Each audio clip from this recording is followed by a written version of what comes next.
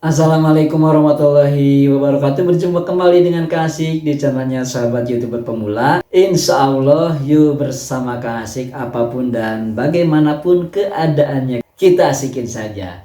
Dan pada hari ini Kak Asik akan menyampaikan sesuatu kalimat yang sungguh sangat bermakna. Dan ini benar-benar terjadi. Apa kalimat itu Kak Asik? Bahwa katanya sukses di YouTube adalah seperti maraton. Jadi bukan sprint, bukan lari cepat gitu ya. Dan ini ternyata adalah sebuah rahasia tetap akan menjadikan kenapa kita bisa konsisten dan fokus. Langsung saja ya teman-teman, karena banyak YouTuber pemula merasa frustasi biasanya, hampir putus asa, dan hal ini pernah saya alami juga.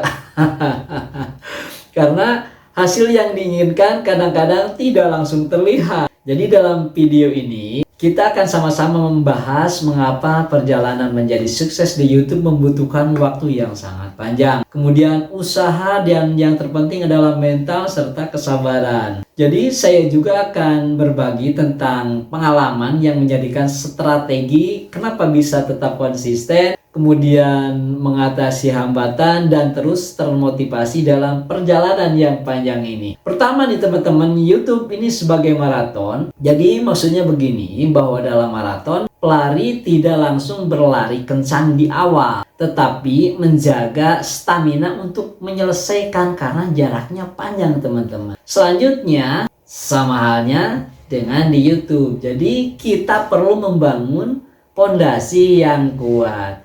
Jadi seperti membuat konten yang konsisten, memahami audiens, dan yang paling penting adalah kita harus terus belajar tanpa henti. Karena memang ilmu teknologi khususnya IT itu berkembang setiap minggu, mungkin setiap hari. Tadi disebutkan bahwa ini maraton bukan sprint. Karena di sini kadang-kadang terjadi kesalahan sprint untuk YouTuber pemula. Jadi banyak pemula yang langsung mengharapkan viral dalam beberapa minggu atau bulan pertama, sehingga merasa kecewa jika hasil tidak sesuai dengan ekspektasinya. Selanjutnya berakibat mereka kehilangan motivasi dan berhenti di tengah jalan alias muntaber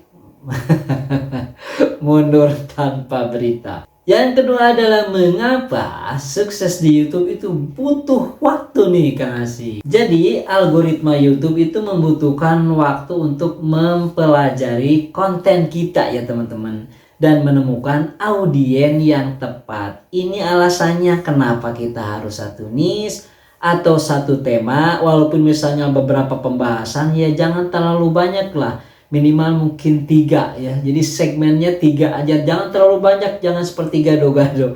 Nah ini akan menjadikan kesulitan algoritma yang ada di platform YouTube. Jadi penjelasan bahwa konsistensi upload itu, jadi artinya teman-teman yang perlu diingatkan bahwa konsistensi upload membantu algoritma memahami channel Anda, apalagi yang tadi satu niche. Kemudian teman-teman, di dalam proses belajar ini juga sangat penting. Makanya kalau ingin jadi YouTuber ya memang harus sering nonton YouTube, khususnya yang ditonton adalah satu niche.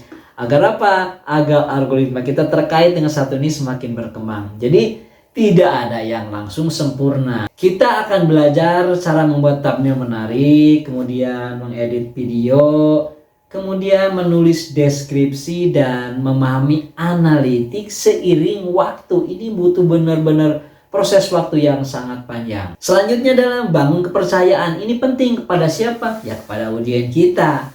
Jadi audiens butuh waktu untuk mengenal dan mempercayai kita ya teman-teman.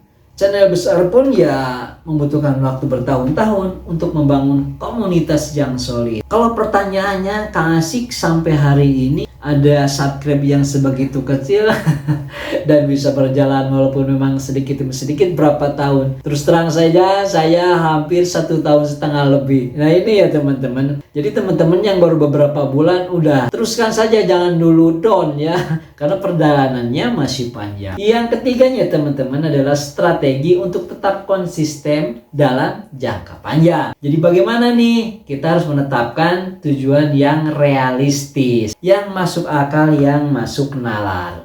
Jadi fokus pada target kecil dulu teman-teman, seperti mencapai 100 subscribe pertama, daripada membandingkan diri dengan channel besar. Wah, kita capek ya. Kemudian teman-teman, ubah fokus dari hasil, yaitu baik subscribe ataupun jam tayang, ke proses belajar. Ini akan meningkatkan kualitas konten, dan ini yang disebutnya adalah pola pikir kita atau mindset kita memang harus disederhanakan biar angan-angan kita tidak terlalu panjang yang membuat kita lelah. Kemudian teman-teman, kita harus buat jadwal konten yang terukur nih. Apa itu maksudnya? Ya, upload sesuai kemampuan. Maksudnya di sini misalnya 1 video per minggu. Jadi jangan terlalu memaksa untuk membuat banyak video sekaligus. Misalnya ini untuk YouTuber pemula ya, atau 3 hari sekali atau 2 hari sekali. Yang penting kita terus konsisten, seperti itu jaraknya. Bila perlu di ruangan kerja kita, di studio mini kita ya, kita nempelin kalender ya. Karena apa? Jadi itu agar kita enggak lupa, agar kita tidak lupa. Untuk apa? Untuk menjaga konsistensi dalam kita mengupload video. Selanjutnya ada hal yang lebih penting sekali, apa? Nikmati teman-teman prosesnya. Jadi fokus pada membuat konten yang Anda sukai, yang kita sukai, yang kita mampu saja, jangan yang rumit-rumit. Jadi sehingga kita akan tetap termotivasi meskipun hasilnya belum maksimal. Yang lebih penting lagi, harus sesuai dengan hobi kita. Itu sangat penting sekali teman-teman. Selanjutnya yang keempat adalah cara mengatasi hambatan dan demotivasi. Nah, ini sering terjadi. Menghadapi rasa malas. Ini sering banget, apalagi ketika melihat subscribe turun dan jam tayang terjun bebas. Kesal. Melihat yang nonton kecil, padahal kita sudah berupaya maksimal membuat konten video. Ya sudahlah, penting break tugas besar menjadi langkah kecil. Hentikan, jangan menganggap bahwa membuat konten video itu adalah sebuah proyek besar. Tidak. Jadi misalnya 1 hari fokus buat skrip. Kalau misalnya malas ya, jadi biar terencana, jadi biar bagus konten videonya. Kemudian besok ya kita mulai merekam, hari ketiganya misalnya mengedit video. Jadi biasakan seperti itu. Memang kalau hasilnya kita semaksimal mungkin membuat konten video dan lain sebagainya, itu ketika kita menyampaikan juga terarah teman-teman, sehingga ya yang menonton juga lumayan. Nggak jelek-jelek amat, adalah yang nonton di bawah 50, lumayan kalau buat YouTuber pemula. Selanjutnya adalah atasi perfeksionisme. Ini maksudnya apa? Ingatkan diri ya teman-teman, bahwa lebih baik memulai dengan konten yang tidak sempurna daripada tidak memulai sama sekali. Kita ingin ngomong jadi YouTuber, ingin punya penghasilan, konten nggak pernah. Itu kan perfeksionisme ya. Selanjutnya adalah motivasi dari komunitas. Nah, ini perlunya kita kunjungan sesama teman. Dari garis miring adalah silaturahmi. Jadi bergabung dengan grup YouTuber pemula, misalnya saling komentar ya, untuk saling berbagi pengalaman, dan intinya adalah saling memotivasi. Dan yang kelimanya ini adalah kisah inspiratif YouTuber yang sukses.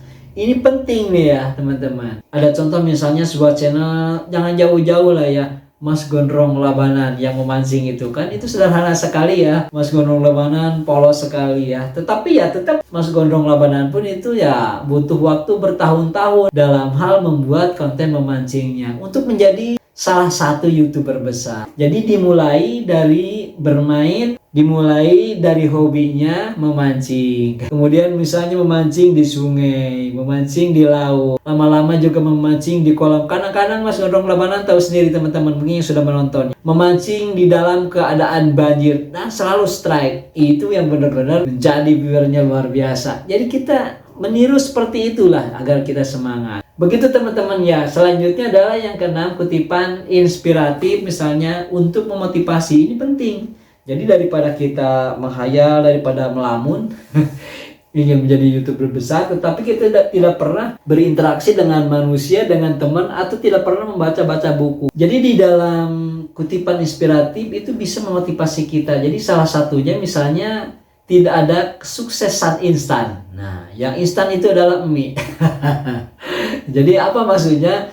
Jadi tetap semua butuh waktu, semua butuh proses, semua butuh kesabaran, termasuk di YouTube ini. Seperti itu kira teman-teman. Yang selanjutnya terakhir nih, yang ketujuh adalah call to action atau CTA bahasa kerennya, yaitu promosikan video lain di channel kita yang membahas tips konsistensi dan manajemen waktu. Jadi tujuannya apa? Yaitu tadi, jadi kita saling membantu, kemudian saling mensupport, saling memberikan motivasi, saling memperluas jaringan. Seperti itu ya teman-teman.